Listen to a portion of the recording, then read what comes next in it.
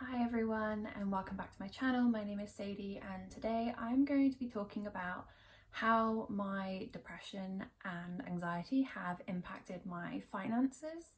This is a very personal video for me to be making, just because I am going to be talking a little bit about my own mental health and my own mental health journey. At the same time, these do seem to be quite common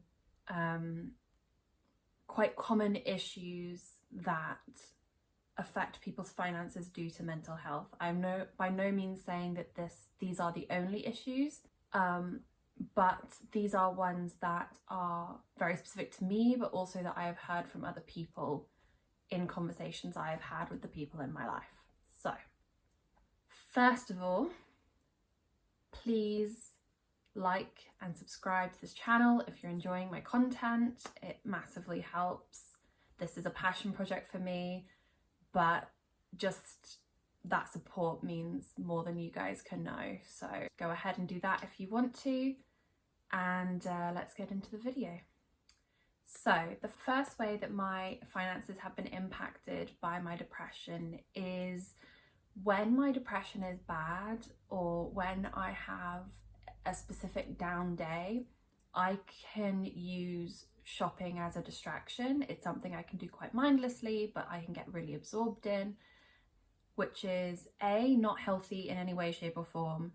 B, is awful for my finances, even though I do make a point of shopping secondhand pretty much always, but I still do overspend in that realm, especially when I'm having a down day. And because I shop so mindlessly as a way to distract myself, I can spend way more money than I intend to. And then that actually makes my depression and my anxiety worse, because my finances are a little bit more of a mess than they were previously. I can end up having to go, a couple of days at the end of the month without any cash in my account. It can cause me to have issues with my savings. It has caused issues in the past with credit card debt, and therefore I have had to work at not allowing myself to use that as a distraction. It's one of the reasons why this year, for the first 4 months of this year, I'm doing a no spend challenge when it comes to clothing, because clothing is the place where I mindlessly spend the most money. There will be a video coming to see how that goes. It's going decently so far, but we're only halfway through January, but we shall see. The second way that having depression has impacted my finances is in the cost of medication. Now, I live in the UK and our medication costs are capped by the NHS, so you pay a flat fee. When I first started taking medication, I think it was like £8.50 per prescription, and if I was getting a prescription once a month, that's not a lot, but it does add up over the year.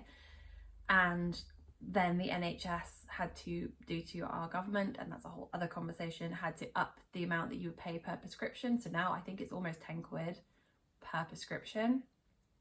And that was massively, that was quite a significant amount of money, especially if you have more than one medication. I now thankfully am exempt. I now have a medical exemption for those costs because of a different medication that I take.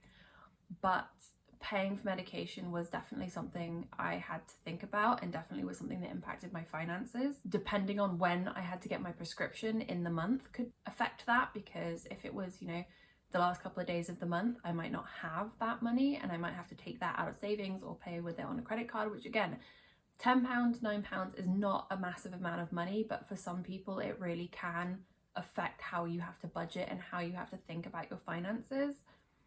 And especially when I was working temp jobs and temp work and I wasn't getting paid consistently, that was very difficult for me. The third one, while it is massively important, can be very expensive and has been very expensive for me, is paying for therapy. So paying for a therapist, paying for a psychiatrist or a psychologist. That can be massively expensive. It's massively expensive in the UK, it's massively expensive elsewhere. I have benefited from some free sessions which I got through my work and through my job, but to continue those sessions it costs. And most therapists that I have looked up are anywhere from 45 to 75 pounds an hour, which if you want to go, once every 2 weeks, that can be up to 150 pounds a month. And if you want to do once a week, that can be up to 300 pounds a month, which is a significant chunk of anyone's paycheck. And if you're living on, not a very high income, that can be incredibly costly. So while I 100% think that therapy is worth it, I think it is worth every penny I have paid for it. I think it is worth every penny that most people pay for it.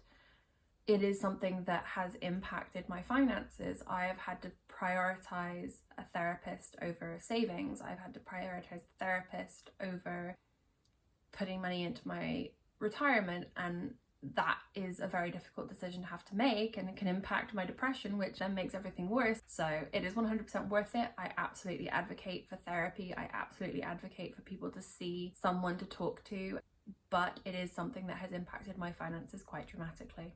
The fourth, which is a very specific one to me, due to the way that my work does overtime, is not being able to do overtime. So I have had previous bosses basically tell me that because I've had a depressive episode, or because I have told them that I am having issues with my depression, that means they don't want me doing overtime, which I've tried to explain actually makes my depression worse because it makes me more anxious about my finances. I, as a general rule, tend to work quite a bit of overtime on a Sunday specifically, and not having that money coming in, it's essentially my side hustle. So not having that money coming in impacts me in several £100s a month. And I have tried to explain that, and then they're like, well, we have a duty of care. And I understand that. I do understand where they are coming from, but that has had a massive impact. The fifth thing is, when my depression is really bad, I don't want to cook. I don't have the ability to function to that level. I find having to do anything that's a process like cooking very stressful and very difficult to do, and finding the motivation when I'm having a depressive episode is very difficult, and that leads me to buying takeout. Takeout often is astronomically more expensive, and if you're talking 3, 4, 5 meals a week that are takeout, because I can't deal with that, even if it's a lunch, it's still massively more expensive. My solution to this has been to batch cook. So when I do feel up to cooking and preparing meals, I prepare meals which have leftovers so that I can just put something in the microwave, which is doable for me when I'm having a depressive episode. I have deleted the takeaway apps from my phone. I have locked my credit cards away. I have basically informed myself that I am not going to be buying any takeout. And I've also had a conversation with myself where it is acceptable for me for dinner to have cheese and crackers if that is all I can prepare, if that is the ability, that if that's the full amount of what I can do. I've taken away the dinner must look like this, lunch must look like this is a dinner meal, this is a breakfast meal, this is a snack meal. I've just basically said if it's food and it's fuel and it's healthy, that's fine. And that has been massively helpful. The sixth one is just eating more junk food in general. When I am depressed, I mean, I think a lot of people are like this. When you're down, you want snack food, you want sugar, you want carbs, which are important to have as a portion of your diet, but it should be a reasonably small portion, especially things like sugar. Carbs obviously should be a slightly hardier chunk of your diet. But junk food is expensive. Junk food, candy, gummy bears, crisps, chocolate, all those things are expensive and they add up, and they're not filling, so you buy more of them, and when you buy more of them, that cost then increases even more. So I have tried to find healthy swaps for junk food and found things that I can access as easily as junk food, as opening a bag of crisps, for example, but that aren't junk food, that are healthier for me. And that has been really, really helpful in recouping my finances and regaining some control over my finances. And the last one, which is kind of the biggest one, I think, and encompasses quite a lot of things within it, is that when I'm having a depressive episode, I don't really function, as I said. So I find it very hard to keep up with my skincare routine, or I find it very hard to work out. I find it very hard to go outside and go for a walk.